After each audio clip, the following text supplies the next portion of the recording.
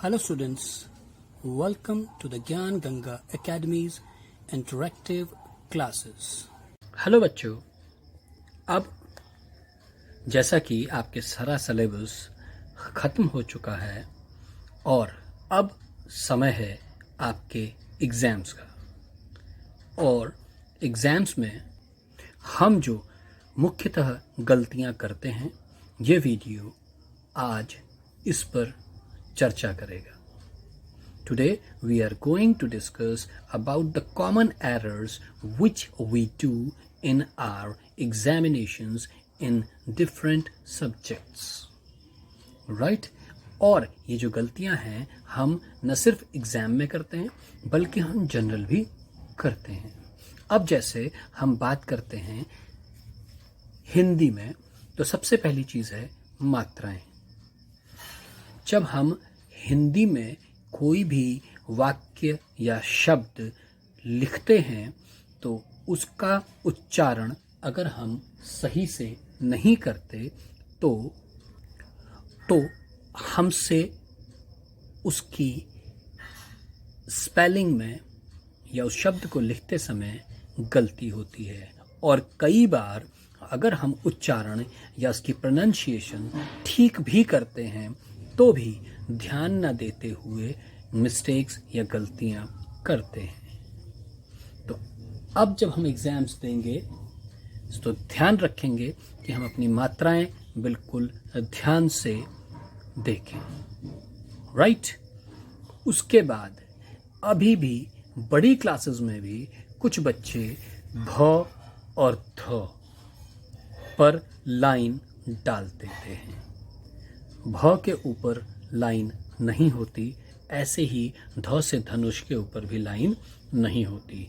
Examination में विशेषकर जब आप भ और ध का प्रयोग करें तो ध्यान रखें कि उसके ऊपर मात्राएं नहीं हो। तीसरी जो कॉमन एरर या सामान्यतः मिस्टेक हम देखते हैं वो वाक्य के अंत में हम पूर्ण विराम नहीं लगाते, और या तो कभी लगाते हैं तो उसे इतना नज़दीक लगा देते हैं कि वह आ का डंडा लगता है या आ की मात्रा जैसा प्रतीत होता है। तो इसका भी हम ध्यान रखेंगे।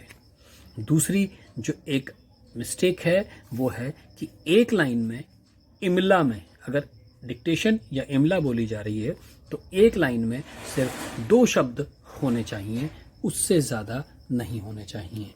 जैसे कि अगर हमने लिखा 1 और थोड़ी सी दूरी पर 2, उसके बाद 3 and 4। राइट? इस तरीके से हमें लिखनी चाहिए। और अगर हम शब्दों के अर्थ लिख रहे हैं तो शब्दों के अर्थ जब हम लिख रहे होते हैं तो शब्दार्थ में हम, जैसे कि हमने लिखा चकराए, कुछ दूरी पर हम उसका अर्थ लिखेंगे चकित होना। राइट? अगला आया गया। क्या आया? गया। अर्थात इसके बिल्कुल नीचे आनी चाहिए गाय। ऐसे ही ये एक लाइन में और ये सीधी सीधी एक लाइन में होने चाहिए। कुछ बच्चे क्या गलती करते हैं कि यहाँ पर अगर कुछ लिखते लिखते कुछ थोड़ा सा बच जाए तो वो इन 2 लाइनों के बीच में छोटा सा लिख देते हैं, है या होता है, ऐसे करके लिखते हैं, जो गलत है। ये गलत प्रैक्टिस है। हमें अगर कभी इस लाइन में लिखते लिखते, या कुछ बच्चे ऐसा भी करते हैं कि यहाँ पर लिखते लिखते इसका अर्थ फिर बाद में यहाँ पर ले आते हैं और लिखते हैं जो हमें दूध, इस तरीके से यहाँ। तो ये इस वाक्य शब्द का अर्थ वो इस लाइन में लिखते लिखते यहाँ तक ले जाते हैं। ये भी एक गलत प्रैक्टिस है।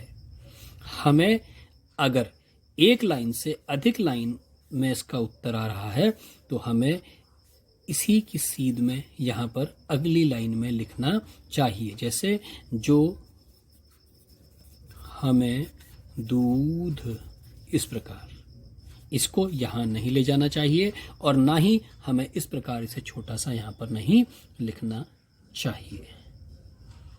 ठीक है, अब की एग्जामिनेशन में आप इन बातों का ध्यान अवश्य रखेंगे, राइट।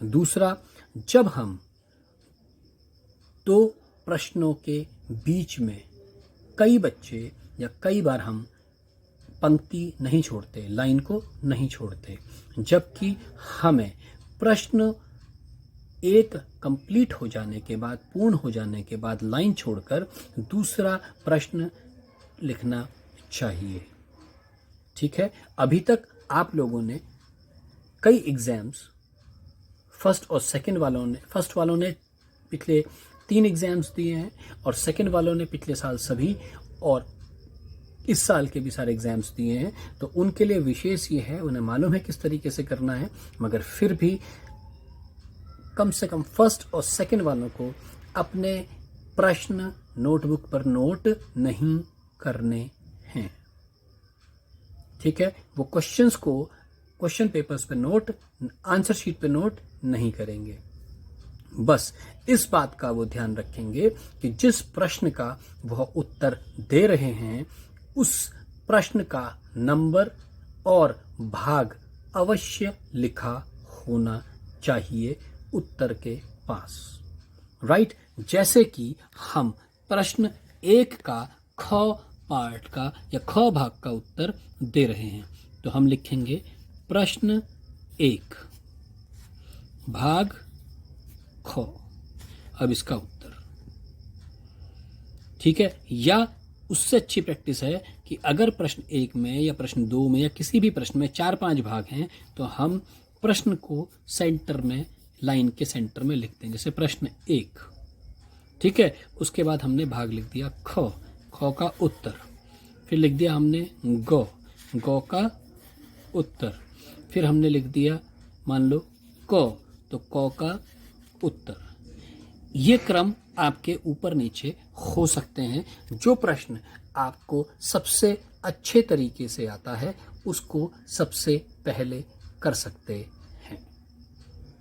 कोई सा भी प्रश्न आप कहीं भी कर सकते हैं, मगर प्रश्न का उत्तर लिखते समय प्रश्न की संख्या अवश्य सही लिखी होनी चाहिए, राइट। उसके अलावा जो रिक्त स्थान या फिल इन द ब्लैंक्स आपके क्वेश्चन पेपर में हैं, तो हम क्वेश्चन का नंबर डालकर सीधे सीधे आंसर लिखेंगे, जैसे क्वेश्चन नंबर 2 या प्रश्न नंबर 2, तो पहला मान लो क, तो इसका जो उत्तर है मात्र वह उत्तर हम लिख देंगे, राइट। ठीक इसी प्रकार ट्रू फॉल्स में भी या सही गलत में भी हम सिर्फ उत्तर लिखेंगे। कुछ बच्चे बहुत गंदा लिखते हैं उसमें, जैसे प्रश्न 5 या क्वेश्चन नंबर 5।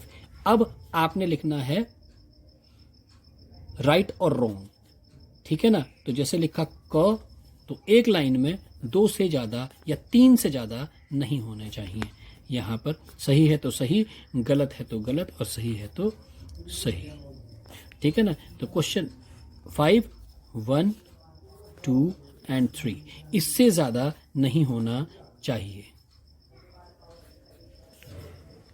कुछ बच्चे बिल्कुल ऐसा करते हैं कि जो समझ में ही नहीं आता, ठीक है।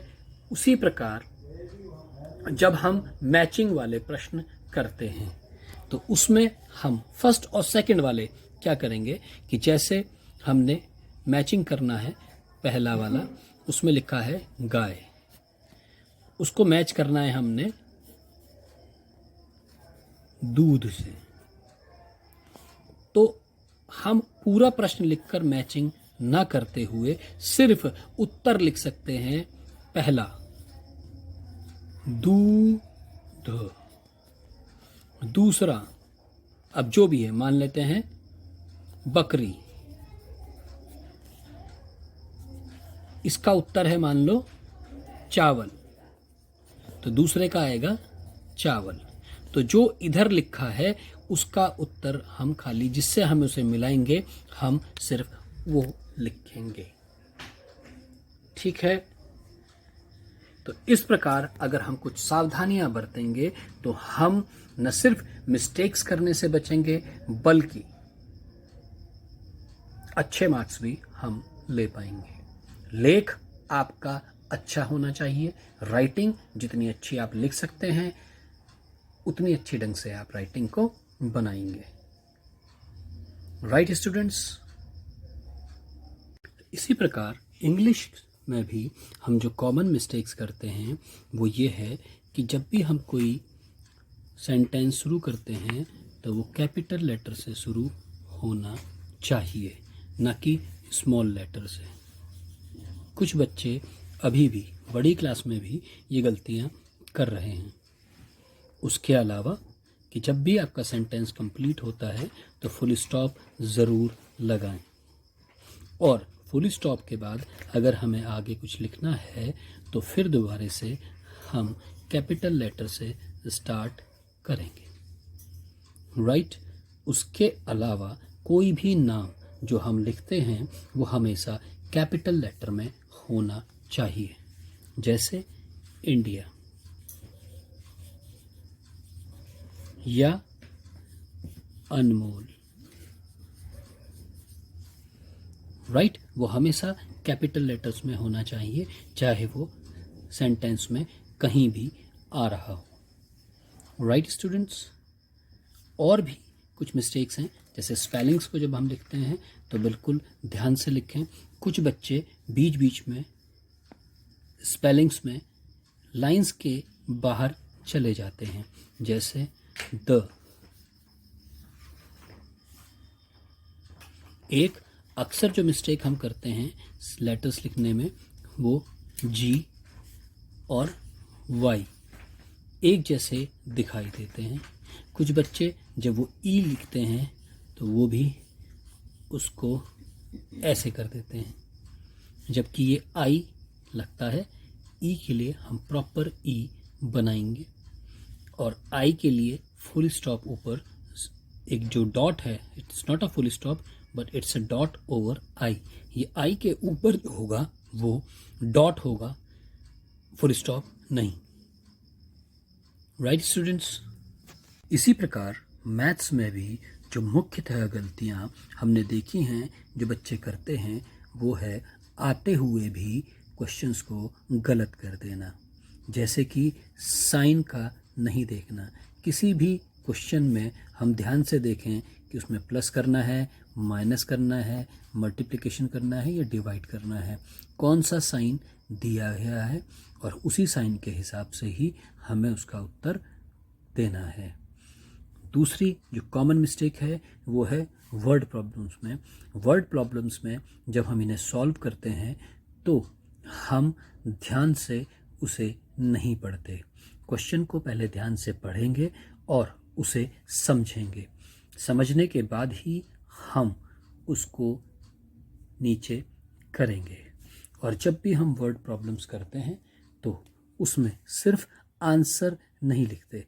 कुछ बच्चे सिर्फ आंसर लिख देंगे, जबकि अगर उसमें प्लस करना है तो दोनों डिजिट्स को लिख के प्लस का साइन करके तब हम उसको सॉल्व करें। इसी प्रकार अगर माइनस करना है या डिवाइड करना है या मल्टीप्लाई करना है तो हम पूरा किसको क्या मल्टीप्लाई करके या किसको कैसे माइनस करके वो हमारा आंसर आ रहा है वो करेंगे। कुछ बच्चे सीधे आंसर लिख देते हैं, जो गलत प्रक्रिया या गलत तरीका है।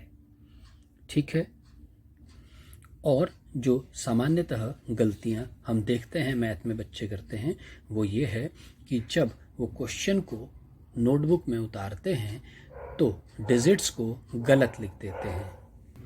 इसीलिए जब भी वो क्वेश्चन की डिजिट्स को नोटबुक में उतारें तो बिल्कुल ध्यान से उसे चेक करें कि अगर 342 लिखा है तो 342 ही आपने लिखा हो, प्लस का साइन है तो प्लस लगा हो। ऐसा ना हो कि आप गलती से माइनस लिख दें और सारा क्वेश्चन गलत हो जाए।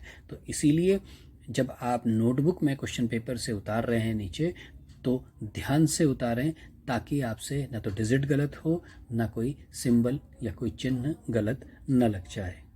साथ ही साथ फर्स्ट और सेकंड के जो बच्चे हैं वो जब भी प्लस माइनस कुछ इस तरह से करें तो वो चाहें तो लाइनिंग्स को खींचकर प्लस माइनस करें, जिससे कि गलती होने की संभावनाएं कम से कम होंगी।